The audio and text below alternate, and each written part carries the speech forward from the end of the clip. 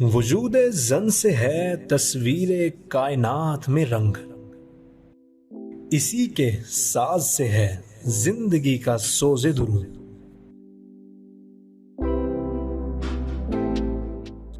शरफ में बढ़ के सुरैया से मुश्त खाक इसकी, कि हर शरफ है इसी दुर्ज का दुरे मकनू।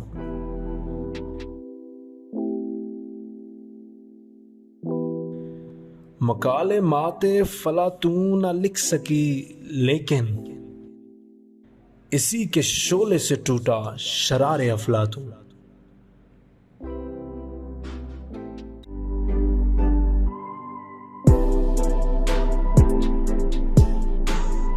वजूद जन। बिस्मिल्लाहिर्रहमानिर्रहीम, अस्सलाम वालेकुम। आई एम साइमा अली वजूद ज़न के अगले एपिसोड के साथ हाजिर हैं और आज एक बहुत ही खूबसूरत स्टोरी और उनके साथ एक मेरी बहुत ही खूबसूरत गेस्ट भी, एमा क्रिचर, जिनकी पैदाइश जो है वो होती है 1830 मार्च और उनकी डेथ हुई है 10 फरवरी 1909 में। ये पहली ऐसी जर्मन फोटोग्राफर थी जो नीदरलैंड के करीब रहती थी और अपने इस फील्ड में पहली ऐसी खातून थी जो अपने इर्द गिर्द के इलाके के बहुत खूबसूरत पोर्ट्रेट्स बनाती थी। बहुत मशहूर पोर्ट्रेटिस्ट बनी ये, और इन्होंने जिस तरह की फ़ोटोग्राफी की उसमें ज़्यादातर ख़वातीन के काम, ख़वातीन के से रिलेटेड इमोशंस, बच्चे और अपने इर्द गिर्द काम करने वाले अफराद और नेचर, इसको अपना हमेशा जो है वो फोकस रखा। और फिर अपने इस काम के दौरान इन्होंने एक बेतहाशा किस्म का, जिसे कहते हैं, आर्काइव जमा कर लिया, जो बाद में पब्लिश भी हुआ मुख्तलिफ जगहों पर। और इनके इस काम को बहुत सराहा गया क्योंकि अपने काम में ये पहली ऐसी खातून थी जो खातून होने के नाते ये काम कर रही थी, वरना इस तरह के शोबे में सिर्फ मर्द हजरात काम करते थे। और फिर धीरे धीरे इनका काम मशहूर भी हुआ और इनको बहुत सराहा गया। इनके कुछ मशहूर जो फ़ोटोग्राफ्स थे उनमें एक ऐसा फ़ोटोग्राफ जो यतीम खाने में लिया गया, एक वो, और एक बच्चा जो छोटा बच्चा जो कुशन पे सो रहा है वो फ़ोटोग्राफ, और कुछ इन्होंने डेथ से रिलेटेड फ़ोटोग्राफ्स बनाए। ये कुछ मशहूर फ़ोटोग्राफ्स थे जिनकी वजह से इनको पूरी दुनिया में जाना गया। अब वो दौर नहीं है, पुरानी बात होगी। अब हमें इस शोबे में बहुत सारी ख़वातीन मिलती हैं जो जिन्होंने इसको बाकायदा अपना पेशा बनाया और इस काम को प्रोफेशनली चुना। इंस्टीट्यूट ऑफ सदर्न पंजाब ने अपने पास आने वाले हर स्टूडेंट के स्किल, महारत या उनके शौक़ के मुताबिक कोशिश की है कि उन्हें अपॉर्चुनिटीज़ प्रोवाइड करें। इसी तरह हमारे पास आज बहुत ही खूबसूरत मेरी गेस्ट हैं जो हमारे साइकोलॉजी डिपार्टमेंट के इस वक्त 8th सेमेस्टर की स्टूडेंट हैं। उन्होंने अपने फर्स्ट सेमेस्टर से ही फोटोग्राफी सोसाइटी को ज्वाइन किया और उसके बाद अब इस वक्त जब हमारे इलेक्शन हुए हैं ESF के, तो उसमें मीडिया हेड बनी स्टूडेंट बॉडी की तरफ से, यानी कि एग्जेक्टिव स्टूडेंट फोरम के मीडिया हेड हैं इस वक्त। और हमारी बहुत प्यारी सी एनर्जेटिक स्टूडेंट हैं।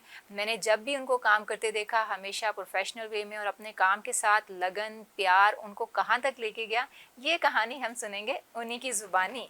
तो मौजूद है मेरे स्टूडियो में Ghazia Hashmi. Welcome to the show. Thank you so much ma'am. How are you Ghazia? अल्हम्दुलिल्लाह, आप कैसी हैं मैम? अल्हम्दुलिल्लाह। और हमेशा की तरह उसी प्यारी सी प्रोफेशनल खूबसूरत स्माइल के साथ आप मौजूद हैं। आज आपने आई मेकअप भी बहुत अच्छा किया। Thank you so much. क्योंकि मुझे इतना अच्छा करना नहीं आता। आपको सिखा दूंगी मैम, ये भी सिखा देंगे। मैं थोड़ी नालायक हूँ, शायद नहीं सीख पाऊँगी। Thank you so much. Ghazia, हम ना बचपन से शुरू करेंगे, ठीक है? ये बताएं कि जब आप स्कूल, कॉलेज आपका मुल्तान से है सारा? जी मैम, सारी स्टडीज? जी मैम, मुल्तान सारी। से। कौन से स्कूल से पढ़ी आप? मैंने डिफरेंट स्कूल से पढ़ी हूँ मैं। फर्स्ट मतलब नर्सरी से लेकर मैंने 6th क्लास मैंने एक स्कूल से पढ़ी है, द लर्नर स्कूल था। फिर उसके बाद मैंने अपना स्कूलिंग चेंज कर ली थी। फिर उसके बाद मैं मुस्लिम में पढ़ी हूँ एंड देन मैट्रिकुलेशन मेरी मुस्लिम एकेडमी से हुई है। और देन FSC प्री मेडिकल किया था मैंने एडमायर कॉलेज से। हाँ। बहुत मतलब पैशनेट थी टू बीइंग अ डॉक्टर।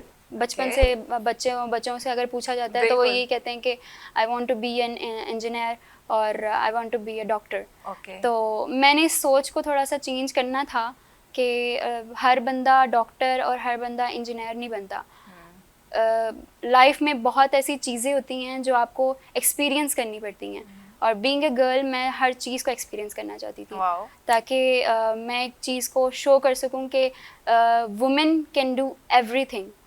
तो यस, तो मैंने न्यूट्रिशन में अप्लाई किया था, बट यहाँ पे ISPP में भी मैंने अप्लाई कर लिया था। तो यहाँ पे मेरा मिड स्टार्ट हो गया था, एग्ज़ाम स्टार्ट हो गए थे, तो वहाँ से मुझे कॉल आई थी कि आपको मतलब न्यूट्रिशन के लिए MMDC में मैंने अप्लाई किया था। तो उधर से भी कॉल आ गई थी कि आप आ जाएं। तो मैंने कहा नहीं, अब मैं यहाँ पे बहुत कुछ अचीव कर लिया, क्योंकि फर्स्ट सेमेस्टर से, ये आपको बताया मैंने कि फर्स्ट सेमेस्टर से मैंने फोटोग्राफी सोसाइटी ज्वाइन कर ली थी। तो मुझे एक जैसे कहते हैं ना, मेरा एक प्लेटफॉर्म मिल गया और मुझे अपना एक एम नज़र आने लग गया कि आगे बहुत कुछ कर सकती हूँ मैं। तो डॉक्टर तो आप अभी भी कहला सकती हैं जब आप साइकोलॉजी की फील्ड में करेंगी। आगे अगर बहुत कुछ मैंने करना है ऑब्वियसली, वो भी शेयर करूँगी मैं अभी आपसे। तो यही कहना चाहूँगी मैम कि जब मैंने ISP में एक स्टेप इन लिया था, तो मैं हर वुमेन को, हर लड़की को मैं यही बताती हूँ कि जब आप किसी इदारे में या किसी इंस्टीट्यूट में इंटर होते हो ना, तो पहला कदम रख के आप ये मत सोचो कि यहाँ से डिग्री लेके जानी है। yes. आप ये सोचो कि मैं एज अ वुमेन कुछ अचीव करके जाऊँ yes. और दूसरी लड़कियों को एम्पावर करूँ कि आप बहुत कुछ कर सकते हो। तो मेरा यही एम था शुरू से, और आज मैं लास्ट सेमेस्टर में हूँ और मुझे कहीं ना कहीं नज़र आता है कि मैंने वो चीज़ अचीव कर ली है। बिल्कुल किया है, and I am proud of my self. और मेरे पेरेंट्स को मुझ पर बहुत प्राउड है, और मैं चाहूँगी कि कभी मैं उनको इंस्टीट्यूट अपने ISP में लेकर आऊँ और उन्हें अपनी टीचर्स, अपने मेंटोर से आपसे मिलवाऊँ एंड उनको इंट्रोड्यूस करवाऊँ कि ये मेरे मेंटोर हैं जिन्होंने मुझे आज खड़ा किया। बिल्कुल तो, ऐसा है। और पेरेंट्स और टीचर्स और दोस्त सबका हिस्सा होता है जो किसी इंसान को बनाने में। मुझे बताएं, बचपन में कैसी थी? थोड़ा शरारती थी? मैं बचपन में बहुत शरारती थी। बहुत शरारती। कितने बहन भाई हैं आप? मैं हम लोग 2 brothers and I am the only sister. Okay, तो मतलब आपके घर में चूंकि आपके और कोई सिस्टर नहीं है, तो आप भाइयों की जैसी तरबियत हो रही है, वैसी एनर्जी वाली तरबियत हुई? बहुत एनर्जी, इसीलिए आपको देख के इतनी एनर्जी फील होती है। बिल्कुल ऐसे ही है। भाइयों ने भी मेरी बहुत अच्छी, क्योंकि बड़े हैं भाई? बड़े हैं, दोनों बड़े हैं। ओके। और ज़्यादा मैं अपनी पली बड़ी हूँ अपने बड़े भाई के हाथों, क्योंकि मामा वाज अ वर्कर। निश्तर में मामा एस्थमा की जो रिसर्च होती है उसमें मामा ने 10 साल जॉब की है, माशाल्लाह। तो मामा जब वर्किंग स्टेज में थी तो मैं छोटी सी थी, तो भाई ने मुझे ज़्यादा मतलब पाला है, और उन्होंने मुझे छोटे होते से ही सिखाया है कि आपने बहुत कुछ करना है। एंड उन्होंने अपना फ्यूचर कह सकते हैं, अपना प्रेजेंट ख़त्म करके मार के वो बाहर चले गए, और उन्होंने मुझे यही कहा था कि मैं जा रहा हूँ गाज़िया, बट मैंने ये सब कुछ इस वजह से सेक्रीफाइस किया है क्योंकि मैं तुम्हें टॉप पे देखना चाहता हूँ। तो आज मैं जो भी हूँ वो उनकी वजह से भी हूँ, and he is so much proud of my self, because जब वो मेरी पोस्ट वगैरह देखते हैं कि आज ये मीडिया हेड बन गई है अपनी यूनिवर्सिटी में, and the first female photographer, the only female photographer, yes. तो आपकी टीम में भी और कोई बच्ची नहीं है? कोई भी बच्ची, सारे मेल हैं। तो बहुत कुछ मैंने फेस किया है इस फील्ड में आकर। इसमें हम बाद में आएंगे। किस तरह की शरारतें करती थी आप, और गेम्स किस तरह की खेलती थी? मैं शरारतें करती थी, बता नहीं सकती इस वक्त यहाँ पे। बहुत सीक्रेट शरारतें, बहुत सीक्रेट शरारतें थी, क्योंकि उन शरारतों की वजह से मुझे बहुत डांट भी पड़ती थी। और कभी कभी वो कहते हैं ना कि जितना लाडला बच्चा होता है उतनी मार पड़ती है। हाँ। तो मैं ये नहीं कह सकती वो दूसरे बच्चों की तरह कि हमें तो कभी मार नहीं पड़ी। हाँ। मुझे मार बहुत पड़ी है। मुझे अपनी शरारतों की वजह से बहुत मार पड़ी है मुझे। और मुझे लगता है कि उस मार ने ही मेरी तरबियत को और रिस्पेक्ट को और ज़्यादा बूस्ट अप किया। सही।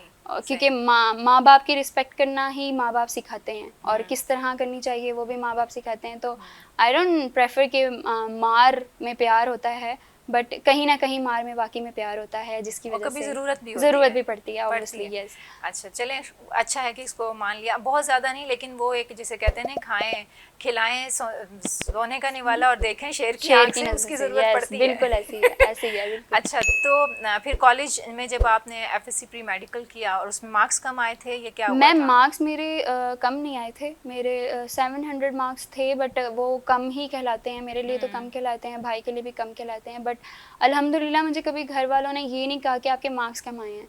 मेरे भाई हमेशा मुझसे ये पूछते थे कि जो पढ़ा है वो मुझे बताओ क्या पढ़ा है। सही। उनको मैं अगर एक पैराग्राफ में भी बता देती ना कि भाई मैंने ये पढ़ा है, भाई कहते मैं आपके मार्क्स नहीं देखूंगा। और मेरे ख्याल से हमेशा ग्रेड्स को और मार्क्स को देख के बच्चे की नॉलेज को मारना नहीं चाहिए, जज नहीं करना चाहिए उसके बच्चे की, क्योंकि हम अक्सर देखते हैं इंटरव्यूज़ वगैरह हो रहे होते हैं बच्चों के, तो बच्चों की फाइल्स को देखते हैं, डिग्रीज़ को देखते हैं। हाँ जी। मैं प्रेफर ये करती हूँ कि बच्चों की डिग्रीज़ को ना देखा जाए।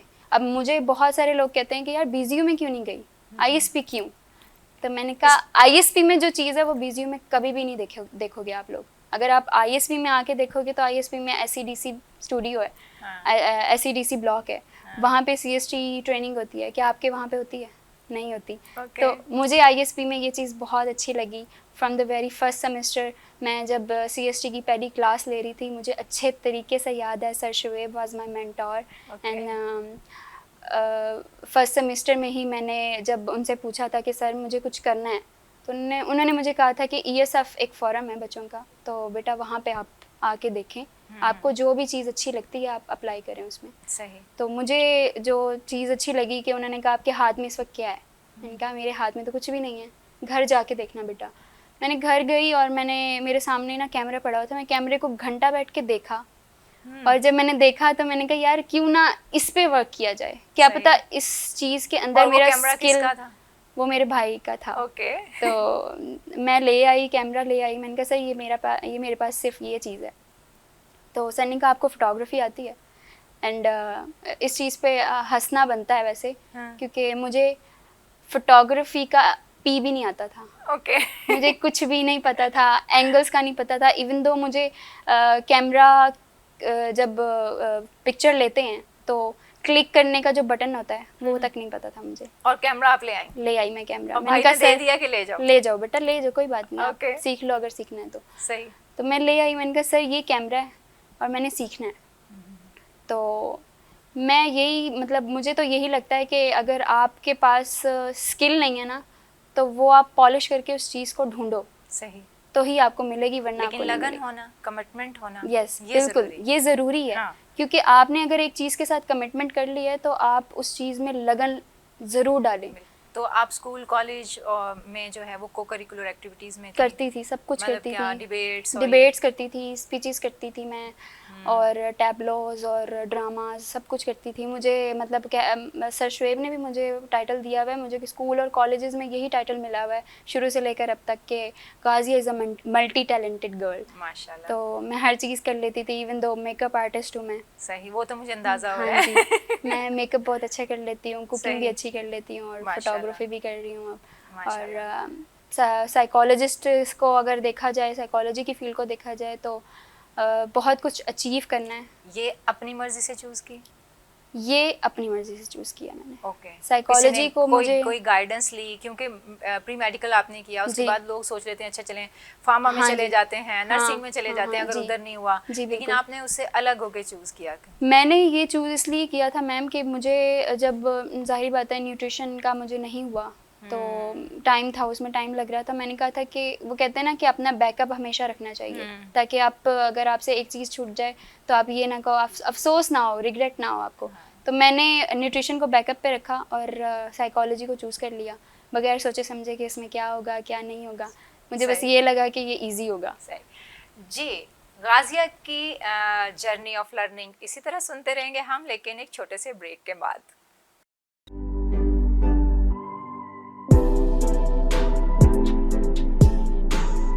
वजूद Zann Institute of Southern Punjab Multan, the largest and pioneer degree awarding institute in South Punjab region.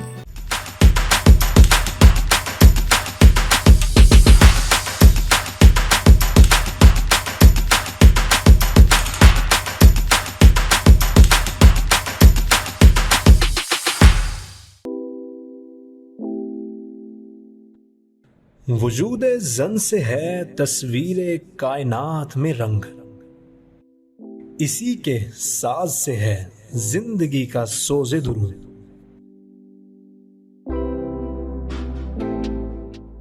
शरफ में बढ़ के सुरैया से मुश्त खाक इसकी, कि हर शरफ है इसी दुर्ज का दुरे मकनू।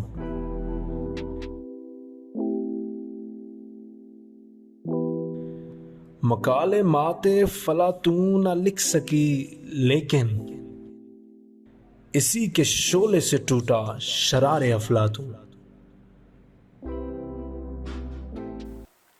वेलकम बैक नाजरीन, वजूद जन में आज हमारी प्यारी सी गाजिया मौजूद हैं। और अगर अभी तक आपने ISP मुल्तान ऑफिशियल को सब्सक्राइब नहीं किया तो कर लीजिए, क्योंकि यहाँ आप भी हो सकते हैं। अगर आप में कोई भी टैलेंट है और अगर आप उस टैलेंट को मज़ीद पॉलिश करना चाहते हैं, दुनिया के सामने लाना चाहते हैं, तो ISP स्टूडियो की टीम आपको वेलकम करेगी। गाजिया की कहानी सुनते हैं। तो गाजिया, ऐसे ही आप साइकोलॉजी में आ गई, अन्नेवा। जी बिल्कुल, अन्नेवा आ गई मैं। जी बिल्कुल। कुछ स्टडी किया था कि ये किस बारे में है, ये वाला डिपार्टमेंट या ये डिसिप्लिन आपको आगे कहाँ लेकर जाएगा, क्या पढ़ेंगी आप? मैम एक्चुअली मुझे जो बात है ना वो ये है कि साइकोलॉजी के बारे में मुझे ये बताया गया था कि इसमें ज़्यादा कुछ तो नहीं, बट आप अपने आप को जान सकते हैं। यस। कि आप एक्चुअली आप क्या हैं और आप किस तरह चीज़ों को लेकर चल सकते हैं। जैसे कि फॉर एग्जांपल अगर मुझे एंगर इश्यूज़ थे, मुझे बहुत ज़्यादा थे एंगर इश्यूज़, और मैं वो बिल्कुल, तो आपकी स्टडी ने आपको बहुत कुछ कर दिया है। हाँ जी। तो मतलब ये कि वो स्टडी आपको बिल्कुल अच्छा लगता होगा कि मैंने बहुत सही फैसला किया। जी बिल्कुल सही फैसला किया, क्योंकि तालीम का अल्टीमेटली मकसद तो यही है कि हम खुद को अपने आप को पॉलिश करें।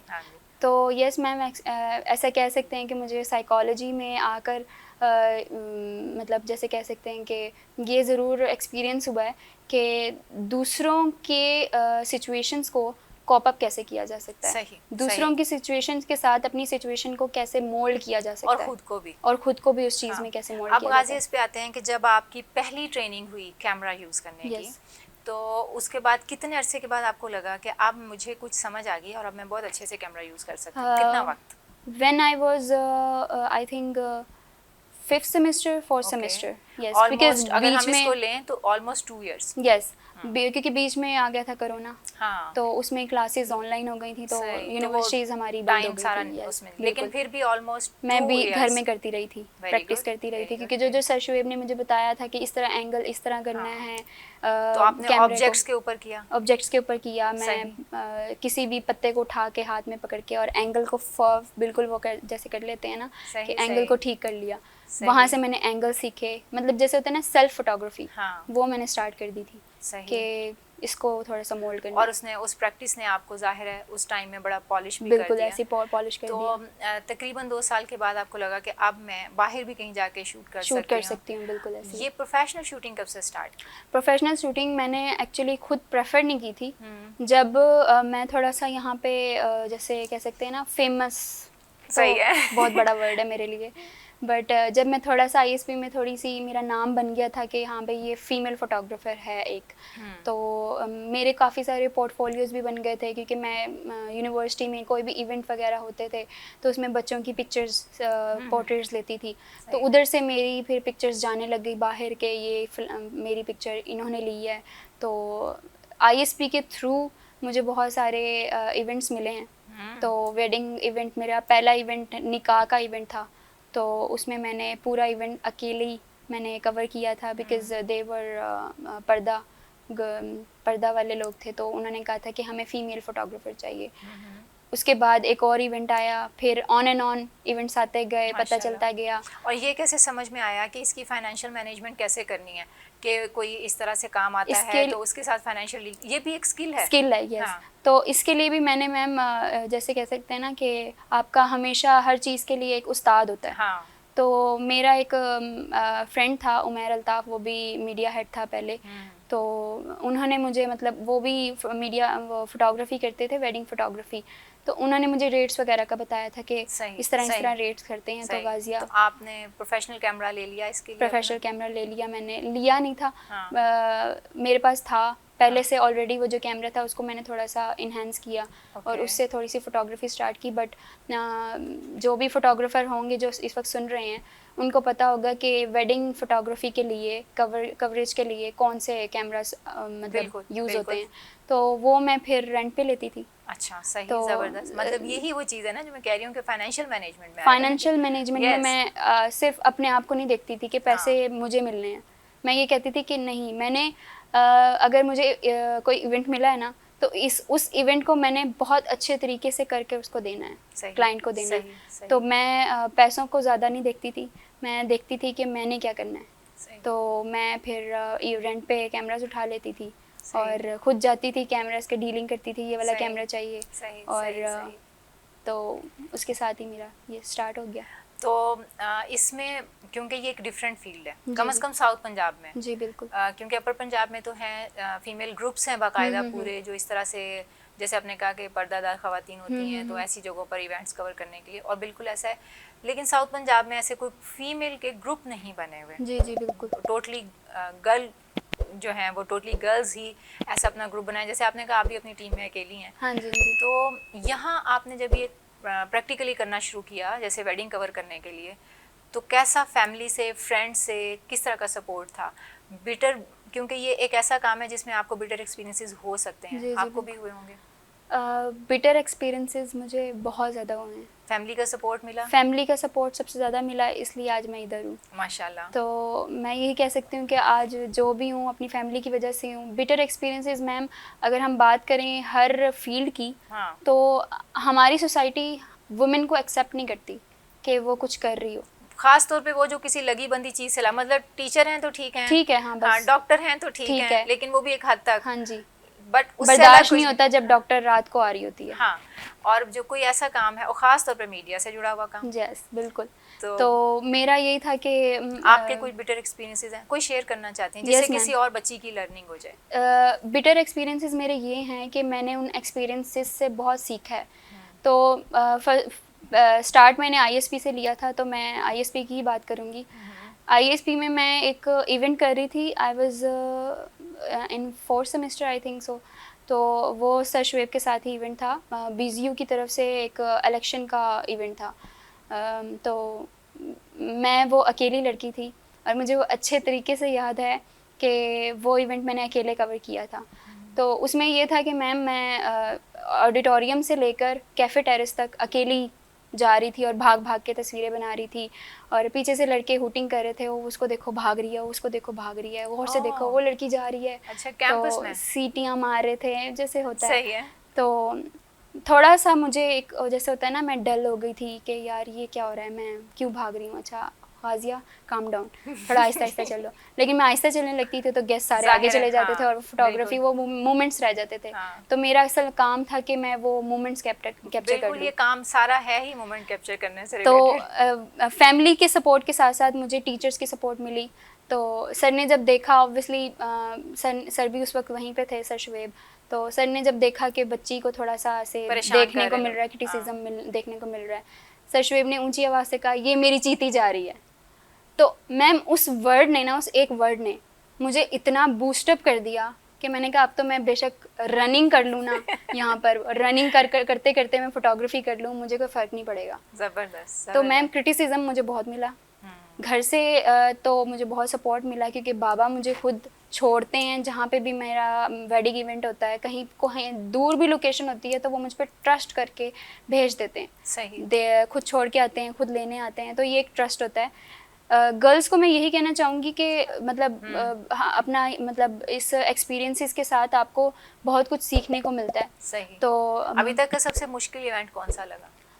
अब तक का सबसे मुश्किल इवेंट एक था, जो था और क्या निकाह मुश्किल का था इवेंट उसमें? था। निकाह का इवेंट था, वेडिंग फोटोग्राफी थी।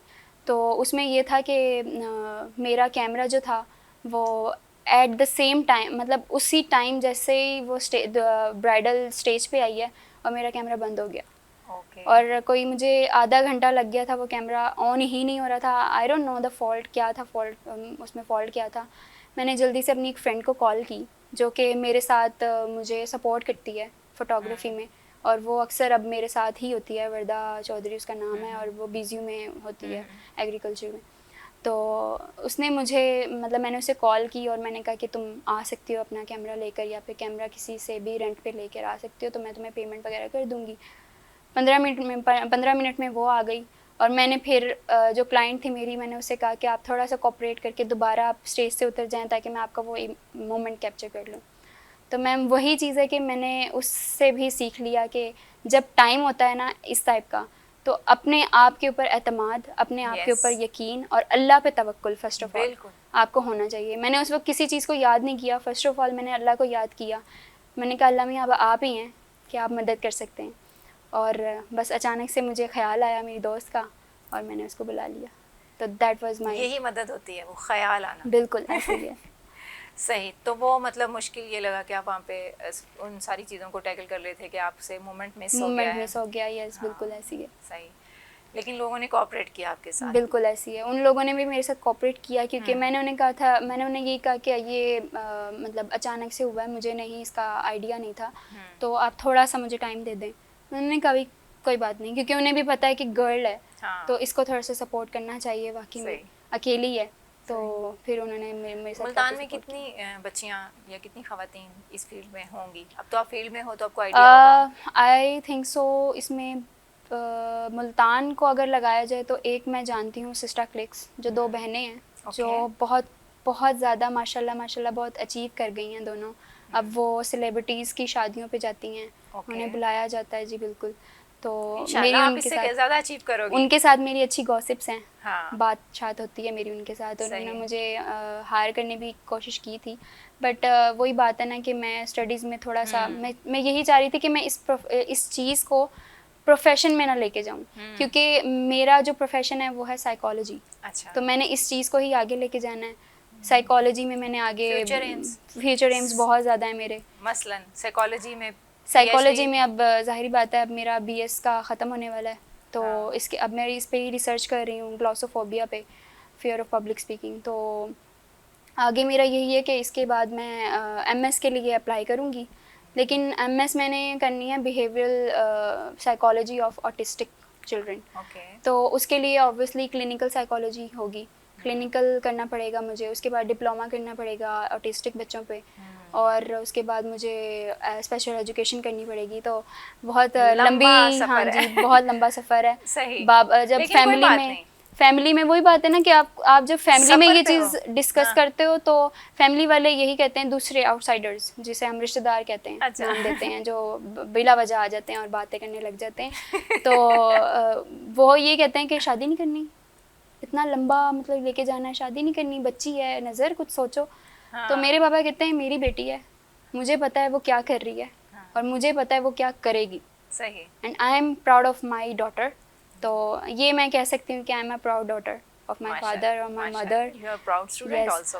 तो यही चीज़ है कि मैंने आगे फिर एमएस के लिए अप्लाई करके, फिर आगे इंशाल्लाह एमएस के बाद मैंने पीएचडी के लिए सोचा हुआ है। तो बस ये मेरा एम है। बिल्कुल ऐसे ही तो है। यकीनन सफर और शादी एक कोई ठीक है, जिंदगी का एक हिस्सा ज़रूर है बिल्कुल। और जहाँ पे भी जिंदगी के सफर में उसका मौका आता है, हो जाती है वो मैम, हम ये कहते हैं ना कि शादी नहीं हुई, शादी इज़ अ नसीब। शादी नसीब से होती है। हम ये नहीं कह सकते, आजकल की लड़कियों के साथ यही तो कुछ हो रहा है, उनसे पूछा नहीं जाता कि उनके एम क्या हैं, उनको सर पे डाल दिया जाता है कि आपकी शादी करनी है बेटा। तो मैं यही चीज़ थोड़ी सी, मुझे ये सोच पाकिस्तान में और इस सोसाइटी में अजीब सी लगती है कि लड़कियों से ये चीज़ नहीं पूछी जाती कि बेटा आपके एम क्या हैं। सही। ये कहा जाता है कि बेटा इस सर्टेन टाइम के बाद आपकी शादी करनी है। हमने बहुत सारी मेरी क्लासमेट्स हैं ऐसी जिनका ड्यूरिंग स्टडीज़ शादी हो गई। तो फिर उनकी स्टडी डिस्टर्ब हुई इससे? ऑब्वियसली डिस्टर्ब हुई, स्टडी इवन दो उन्होंने छोड़ दी। तो मैं यही कहती हूँ कि शायद वो अगर किसी एम के साथ इधर आई थी ना, तो उन्होंने साइकोलॉजी को लेकर बहुत आगे जाना होगा, but due to family issues. ये भी तो हो सकता है कि अगर हम शादी की बारे में ही ये काउंसलिंग स्टार्ट करें, आप साइकोलॉजिस्ट है इसलिए बात कर रही हूँ, ये काउंसलिंग के शादी को इस तरह का ख़वातीन के ऊपर या बच्चियों के ऊपर बोझ की तरह ना लादा जाए। उनका एक फैमिली, ये एक उनका फैमिली का एक पूरी ज़िंदगी का एक लाइफ इवेंट है, उसको उसी तरह लिया जाए कि ये लाइफ इवेंट भी होगा और साथ साथ बाकी की चीज़ें उसी तरह से सपोर्ट में रहेंगी। तो ये बुरी बात नहीं है, शादी करना बुरी बात नहीं है, शादी करना बुरी बात नहीं है मैम, बट आगे जो आपको सपोर्ट करने वाले लोग हैं ना, वो आपको सपोर्ट करें आपके एम्स में। फिर मैं भी नहीं कहूँगी कि शादी से प्रॉब्लम है, बट जो आगे वाला जो पर्सन होगा, हमारा लाइफ पार्टनर होता है, उसको थोड़ा सा सपोर्टिव होना चाहिए। आई थिंक सो ये सोसाइटी में सोच बदलनी चाहिए कि वुमेन सिर्फ शादी के बाद तक ना रहे, शादी के बाद अपने एम्स को लेकर चले, क्योंकि एक एजुकेटेड वुमेन अच्छी तरबियत कर सकती है। बिल्कुल। तो इतनी अच्छी बातें आप कर रही हैं और इतने अच्छे आपने अपने प्लान्स डिस्कस किए हैं। मैं चाहूँगी कि आप कुछ ख़ास तौर पर फीमेल्स के लिए इस कैमरा में मैसेज दें। ओके। मेरा मैसेज गर्ल्स के लिए यही है कि आपने अगर कुछ अचीव करने के लिए, कुछ अपने एम्स को अचीव करने के लिए अगर नहीं सोचा, तो वो सोचें ज़रूर और उस पे डटी रहें। और उसको अचीव करने के लिए ये नहीं कि आप ये सोचें कि ये सोसाइटी क्या कहेगी और हमारे इर्द गिर्द के लोग क्या कहेंगे, फ्रेंड्स एंड फैमिलीज़ क्या कहेंगी। आपको ये चाहिए कि अगर आपके अंदर एक चीज़ मौजूद है और वो आपको पता नहीं है, तो उस चीज़ को आपने ख़ुद तलाश करना है, उस चीज़ को आपने ख़ुद देखना है कि अगर ये चीज़ हम बाहर निकालेंगे, अगर ये चीज़ हम लोगों तक दिखाएंगे, तो एक दिन होगा, 2 दिन होगा, 3 दिन होगा, आपको लोगों की तरफ से क्रिटिसिज्म मिलेगा, बट एक दिन वो आएगा जब आप बहुत पहचानी हुई औरत कहलाई जाएंगी और आपको लोग कहेंगे कि हाँ, ये वो औरत है जिसको हमने बुरा कहा था। लेकिन आज वही लोग होंगे जो आपको कहेंगे कि क्लैप फॉर हर। तो यही मैसेज है आपके लिए कि जो अचीव करना है वो डट के करें और पूरे तवक्कुल के साथ, और अपने फैमिली को भरोसे में और अपने पेरेंट्स को एतमाद में लेकर करें। Thank you so much. ज़बरदस्त गाज़िया, माशाल्लाह। और गाज़िया को हम इतने अरसे से बुलाना चाहते थे और इतने कुछ 2 साल बाद टाइम दिया है गाज़िया ने। एंड और हमें बहुत अच्छा लगा गाज़िया। आपके फ्यूचर के लिए बेतहाशा दुआएं। अल्लाह ताला आपको इसी तरह कॉन्फिडेंट रखे, कामयाब करे और आपकी तमाम और आपके लिए ज़िंदगी में ऐसा लाइफ पार्टनर ज़रूर आए जो आपके ख्वाबों को भी समझे। Thank you so much. जी नाजरीन, हमारा आज का प्रोग्राम यहाँ पे ख़त्म होता है। जैसे मैं कहती हूँ कि हर जो मेरा गेस्ट है उससे मैं कुछ ना कुछ सीख रही होती हूँ, और आज गाज़िया से मैंने उनकी लगन सीखी है। बहुत एक डेडिकेशन के साथ काम कर रही हैं। उन्होंने एक बिल्कुल अलग फील्ड को चुना, जो बताया कि भी ISP में भी और कोई टीम मेंबर्स इनके साथ फीमेल शामिल नहीं हुई, बट उनका हिम्मत, हौसला और फिर वो जो सपोर्ट जो फ्रेंड्स देते हैं, फैमिली देती है, वो उनको मिली। और माशाल्लाह जब बंदे की लगन सच्ची हो तो वो सपोर्ट ज़रूर मिलती है। एक और बात जो आज मैं पेरेंट्स से करना चाहती हूँ वो ये कि जो एजुकेशन है ना, ये बेसिक ह्यूमन राइट है, एक फंडामेंटल राइट है। इसमें जेंडर की कोई भी कदगन नहीं है। कोई भी जेंडर अपनी मर्ज़ी से, अपनी चॉइस से जिस फील्ड को अडॉप्ट करना चाहती है वो उस जेंडर का हक है। तो अगर बच्चियां अपनी मर्ज़ी से कुछ पढ़ना चाहती हैं, कुछ उनकी ज़िंदगी के मकसद हैं जो पढ़ाई से रिलेटेड हैं, जो उनको अपने प्रोफेशन से रिलेटेड हैं, तो उनको पूरा करने में उनके मददगार बनिए। क्योंकि जब हम उनके ये ख्वाब तोड़ देते हैं तो आपको लगता है कि हमने कोई बहुत अच्छा एक कारनामा अंजाम दिया एक सर्टन एज में शादी करके। ऐसी शादी का क्या मकसद? ऐसी शादी से किस तरह की फ़ैमिली बनेगी, किस तरह के बच्चों के परवान चढ़ेंगे जब एक टूटे हुए दिल के साथ कोई खातून उनकी परवरिश कर रही होगी। उससे बेहतर है कि एक मज़बूत औरत, एक बहादुर औरत, एक कामयाब औरत परवरिश करे, ताकि हमारे माशरे को, हमारी इस सोसाइटी को, हमारे वतन को एक बेहतरीन और एक बाकिरदार कौम मिल सके। इंशाअल्लाह अज़ीज़ अगले प्रोग्राम में फिर हाजिर होंगे। तब तक के लिए साइमा अली को दें इजाज़त। अल्लाह हाफिज़। पाकिस्तान जिंदाबाद, ISP पाइंदाबाद।